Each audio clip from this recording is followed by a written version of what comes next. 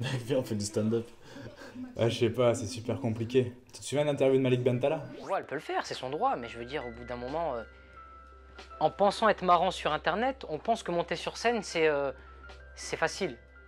Monter sur scène, frère, c'est un métier, soit tu l'as en toi, soit tu ne l'as pas. Hein. J'avoue. J'avoue. Te fais pas de mal, mec, ça sert à rien.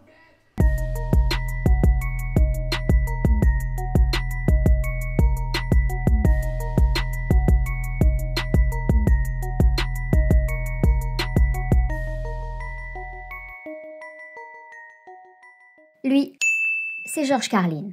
Ça, c'est moi. Vous vous demandez peut-être comment je me suis retrouvé ici? C'est simple. Je suis au chômage. Bienvenue chez Zboop Corp. Salut. Cette semaine, comme promis, on a glandé pour vous. Et on a trouvé une vidéo plutôt intéressante. Vous êtes sûrement déjà tombé dessus, mais sur YouTube, il y a un mec qui s'appelle Copy Comic. Et il recense tous les plagiats humoristiques. Les copies comiques, du coup. Du coup, il prend les sketchs des artistes français et recherche une corrélation avec des sketchs américains ou de petits français. Mais pourquoi tu prends cet accent, mec? Parce que je me sens américain aujourd'hui. D'ailleurs, mets-moi un doublage. Aujourd'hui dans Masters Boob, on vous explique tout. Bonjour à tous les amis, aujourd'hui on va vous présenter le fabuleux Copy Comic. J'adore ce type. Dans cette vidéo, il nous met en lumière tout ce qu'il faut savoir sur le plagiat de Monsieur Gad Elmaleh. Zut, j'adore lécher mes propres testicules. Extrait tellement particulier qu'il ne laisse pas beaucoup de place au doute. A couple of nights ago, I came home very late. I was having a little bit of trouble getting into my apartment. I accidentally took out a car key and I stuck it into the door and turned it and the building started up. Et aussi un autre jour, j'étais vraiment australopithèque. Je suis arrivé chez moi, je me suis trompé. J'ai pris la clé de la voiture, je l'ai rentré dans la porte de la maison. J'ai tourné, je te jure, la maison elle a démarré. Bah ça va, mec, ça arrive d'avoir un sketch qui ressemble un peu, c'est pas non plus un plagieur, le mec, quoi. Ouais, mais c'est pas le seul sketch en fait. More than happy.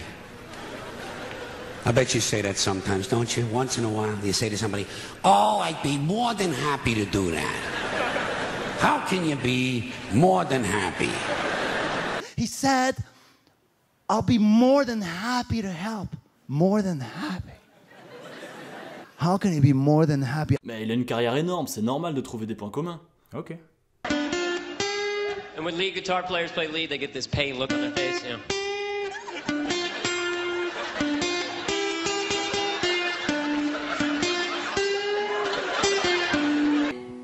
J'ai jamais compris un truc, moi, c'est les guitaristes, quand tu les regardes à la télé, ils font des têtes avec leur visage. Alors que c'est avec les mains qu'ils jouent, tu sais, les mecs qui sont là...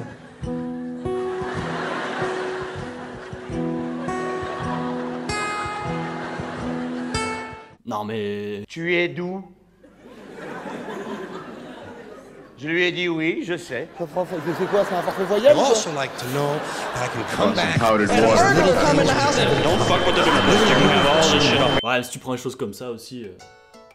Donc, je disais, Copy Comic a posté 2 vidéos de 15 minutes dans lesquelles on voit de nombreux sketchs de Gad Elmaleh être en fait des copies de sketchs existants déjà, américains ou français. Vous en pensez quoi? Coïncidence ou plagiat? Ça fait bien complotiste tout ça. Ouais, mais quand tu réfléchis bien, Gad Elmaleh à l'envers, ça fait Dag le mal, ce qui donne Dag le mal. Oh! Et le mal, dans le christianisme des années 1500, c'est l'inverse du bien. Et tu sais ce qui est pas bien? Hitler. Hitler. Ce qui veut dire que Gad est le descendant d'Hitler.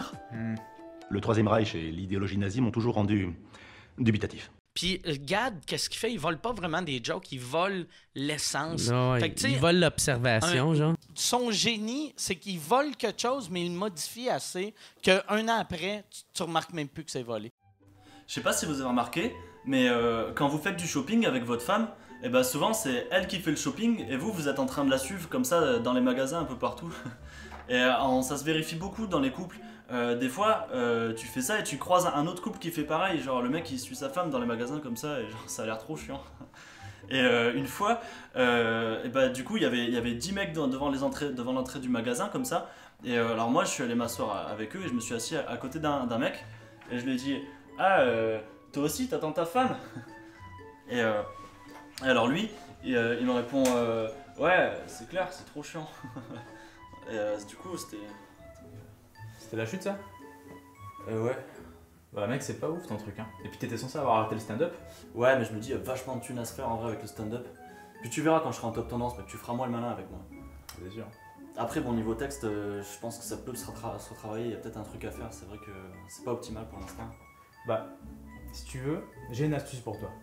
Ouais. Tu prends des sketchs américains super bien et tu les traduis en français. Tu modifies 2-3 trucs pour pas que ça se remarque et tu deviens la meilleure star du monde. Ouais, mais bon, les gens ils vont remarquer, enfin, c'est sûr que ça se voit ça. Non, parce que l'astuce elle est là. Les Français sont super nuls en anglais. Regarde, je vais te montrer. Tu vois, des fois je me dis que je suis pas tout seul dans ma tête.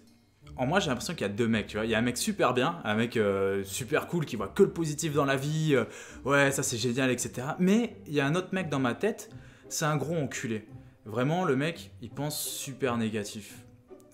C'est pas très clair, je vais expliquer. Par exemple, la semaine dernière, je vais chez ma grand-mère et comme toutes les mamies, elle a un Yorkshire. Tu sais, c'est les petits chiens tout mignons là. Et du coup, moi je le vois, je me dis, oh, il est trop mignon, j'ai envie de lui faire des câlins, j'ai envie de le prendre en balade avec moi, j'ai envie de, je sais pas, de le mettre dans ma poche, le truc il est trop mignon. Mais, il y a ce deuxième mec qui me dit que si tu peux te faire bouffer par 3 lézards en rut, c'est peut-être que t'aurais pas dû vivre à la base. C'est super marrant ça. Ouais. C'est Louis C.K. Okay, like of course, children who have nut allergies need to be protected. Of course. We have to segregate their food from nuts, have their medication available at all times, and anybody who manufactures or serves food needs to be aware of deadly nut allergies. Of course. But maybe, if touching a nut kills you, you're supposed to die. C'est donc ça une gaderie. Voici d'autres gaderies faciles à déceler. La vanne suivante parle de la difficulté de lire des romans et de la surprise de découvrir un personnage qu'on n'a pas vu venir dans les pages précédentes. Tu lis et sans t'en rendre compte en fait, en même temps que tu lis, tu commences à penser à autre chose en fait. Tu es là, tu lis, tu tournes les pages et tout, tu es là en même temps, tu fais ouais, ça serait bien que je fasse ça la semaine prochaine, c'est pas mal. Tu lis pendant un bon moment, ça puis là, d'un coup tu es là, Franck. Qui c'est ce mec? Allez, je recule de 10 pages, allez. Moi, j'arrive pas à lire de toutes les manières, j'arrive pas à lire des bouquins. Des fois, je lis, je vois. Jean-Baptiste, là, regardez, Gidou, il sort Jean-Baptiste, ça fait pas Jean-Baptiste au début. Un style un peu différent, mais la vanne est identique. Et d'après les vidéos de copie comique et quelques témoignages sur internet, il semblerait que le plagiat soit monnaie courante chez les grands humoristes français. Jamel Debbouze, Malik Bentala, Michel Leb et Thomas Sisley ont par exemple été épinglés par Copy Comique, qui depuis quelques mois met en avant les similitudes entre les sketchs de nos humoristes français et les sketchs des humoristes américains, et ça doit d'ailleurs lui demander un sacré travail en amont. C'est d'ailleurs perturbant de voir une bonne part des humoristes qu'on connaît apparaître là-dedans. Ça fait mal à mon petit cœur. Et cette affaire nous fait sérieusement penser au cas de Matt Podcast. C'est qui Matt Podcast ? Bah tu sais, c'est le mec qui traduit littéralement des podcasts américains pour les mettre sur son YouTube. Ça m'énerve vraiment quand je dis aux gens de fermer la porte, mais qu'il se passe ça.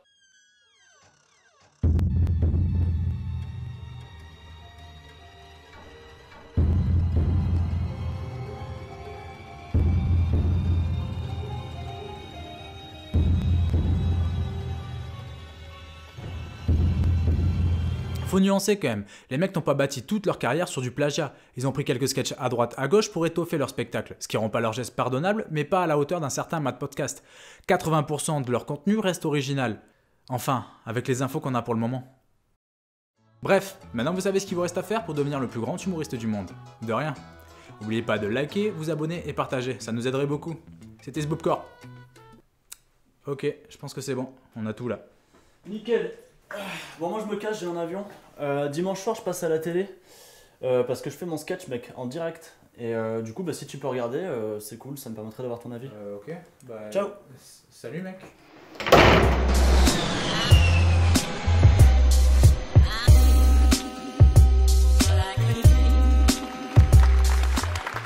I dream of a bank that never gonna give you up, never gonna let you down. Never gonna run around and desert you. Never gonna make you. Je suis tellement fier de toi.